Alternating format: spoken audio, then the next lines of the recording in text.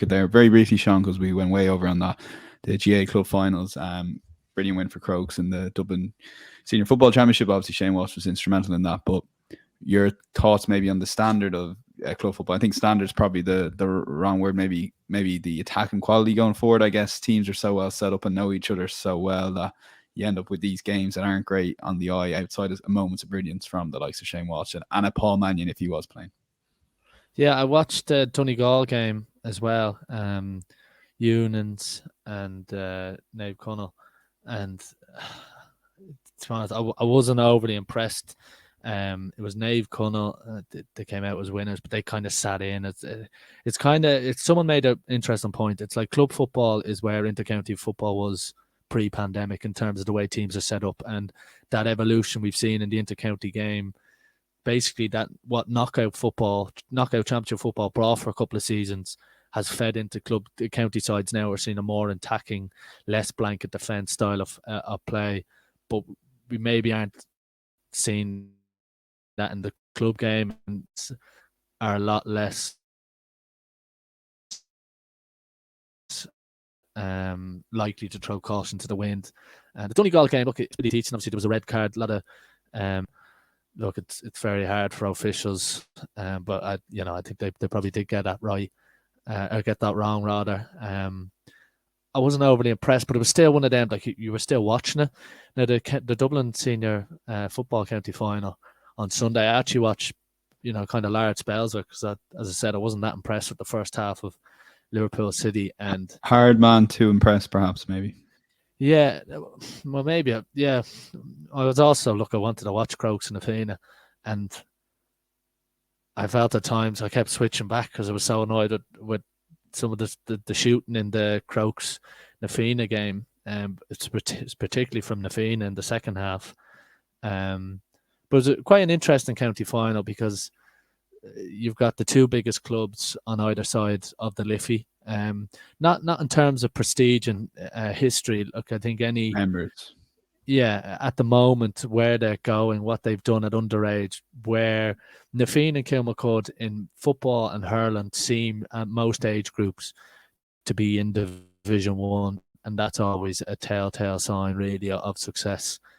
Because there are certain clubs and in Dublin that might have brilliant age groups and might have a couple of brilliant years, and then they could well be Division 3 or something at another age group. But Kilmacud Crokes and Nafina seem to be staples at the top end of all underage groups.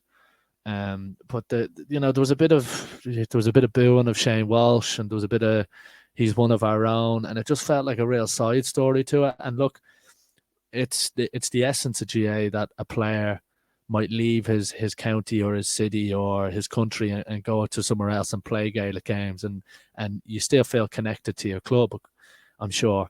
And every club, I would say, benefits from it. A lot of clubs, because of what's going on with the cost of living crisis, are going to be benefiting from it. If you're working in Dublin, you may be living, and you're from, say, Galway or Kerry, you might be living in Kildare now. Obviously, we Jack O'Connor's son playing with Moorfield for a long time. So it happens everywhere. That the whole drama with the Shane Walsh tobacco, the fact that it's obviously a couple of weeks out before the Dublin Championship that the news broke, the fact his club came out, which I think they were probably wrong to do, and the fact that his club came out so strongly probably highlighted that there's probably issues they feel with it. And again, he is one of the best footballers in the country. He was actually, there was a score he got in the second half where he was getting kind of ironically booed, which is pretty ironic coming from the Fina with some of the players that they've had down through the years. That deserves a mention, but yeah, go on. But he's kind of getting ironically cheered, and it's kind of it's almost pantomime stuff. And he picks up the ball. No one, for some reasons, within 20 yards of him. He goes by a couple of players and he puts one over on his right foot, and you're just thinking he is one of the best players in the country. We saw it at the latter end of the championship in that All Ireland final, and it's just a big kind of side story to it. There's also probably with Shane Walsh, there's probably a level of information we don't know, and we probably do we deserve to know in terms of, is he living close to Kilmacud? Is there kind of arrangements? Because he spoke about he was in Galway the couple of days before the county final and stuff, but there's no denying that he, considering Mannion's injury, he just feels like he slotted seamlessly into Crokes and dominated that county final. He kicked poor wides as well, but his influence on that Crokes team looks like he's been playing for 5 or 6 years, and obviously had that injury, the kind of the head injury late in that first half, and still to come on the second half and kick some brilliant scores. He's just he's a phenomenon.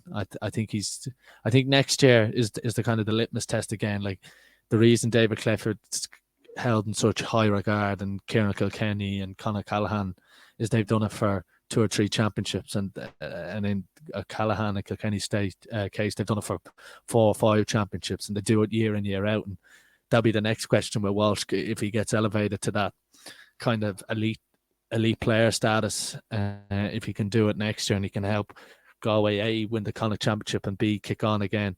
But there's no denying his influence in that Kilmacud Crokes side.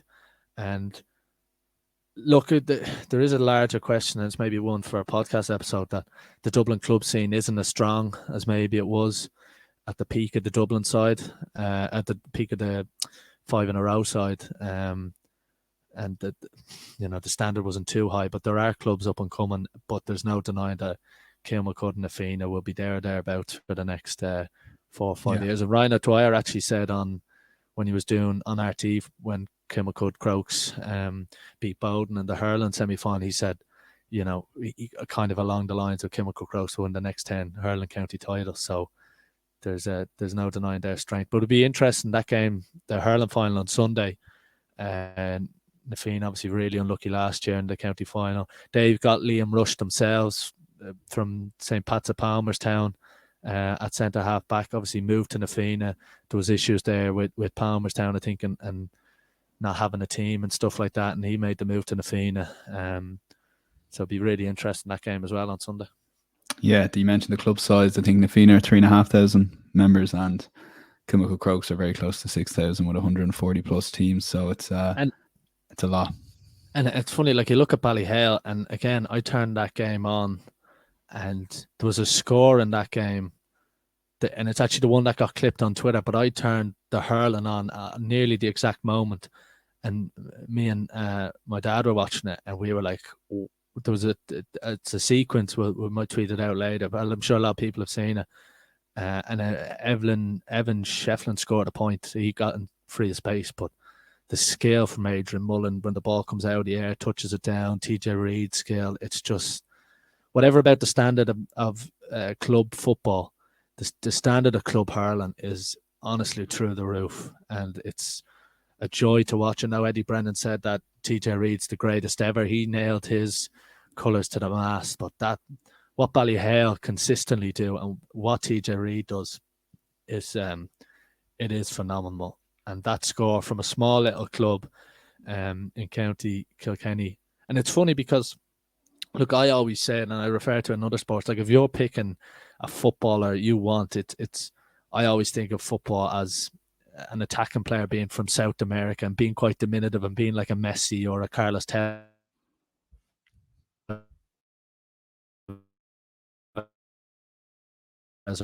or Suarez, about that. If you were to pick a hurler, you'd probably pick one from County Kilkenny.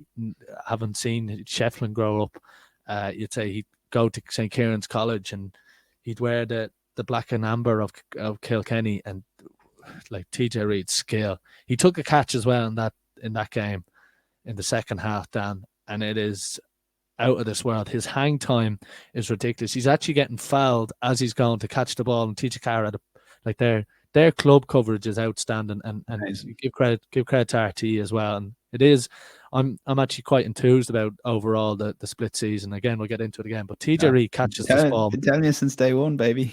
TJ Reid catches this ball down, and it's like breathtaking stuff. He's phenomenal. Ballyhale phenomenal, and Kilmacud Crokes in the men's club football will take an awful lot of beating as well. I read some good stuff on TJ Reid, and it's some good points about, like, we always try and retire these people, but they're literally at the top of their game. Do you know what I mean? Like, why can't they just drop a little bit in a couple of years and still be like the third or fourth best player on the team if he has to, because he's just so good. what impressed me most about TJ Reid is like, and it's the sign of a good player. Like Kilkenny haven't been at their best. They haven't won an All Ireland. I think is it since 2016.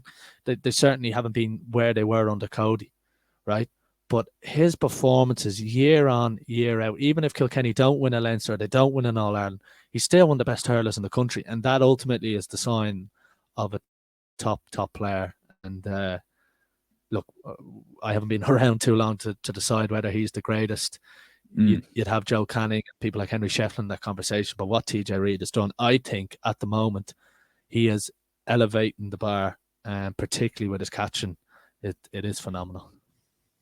He's the 2015 is that All Ireland, and last thing on Kilmacud's win. Look, I am uncomfortable when the best player in the country, in my opinion, at least in the top three, joins the biggest club in the country. But I'm at the same time, I'm also like, absolutely somebody should, if they're moving up to Dublin, should be entitled to play. You touched on we don't know enough about it, which is completely true. But I think it's okay for people to be both, let them play. But I'm still not overly happy about it. But and I do think the nasty comments go way too far, of course. But I do think people can still be unhappy. They don't necessarily should, or they probably shouldn't be venting it on replies on Twitter threads. But I am very slightly uncomfortable with it for sure. Yeah, I'm in that bracket. Look, and the question is, do we know enough? No. Do we need to know enough? Like, is it any of our business? No. Probably not. But I think it's become our business by the way the Kilcurran chairman and the club came out against it. That's when it raised alarm bells for me, going, oh, like what? Like, is there? We don't know again what's going on there. But one thing I would say, I don't think Kilmacud Crokes helped himself with that tweet. I think it was a bit provocative. Obviously, look, I'd say there was a bit of alcohol consumed at that stage. They've just won the county title. They've had obviously won it in the ladies, going for the hurling. They're obviously high on life, but I thought the tweet was a bit provocative. But obviously, when you're county champions, I'm sure you can do that. But one thing you have to say, Dan, look, Shane Walsh playing is he's amazing. It's frightening. It's amazing, but it's just the 2 feet, brilliant, and Clifford as well. Like the fact we talk about them now and it's in the same breath, while Clifford is undisputedly the best in the country.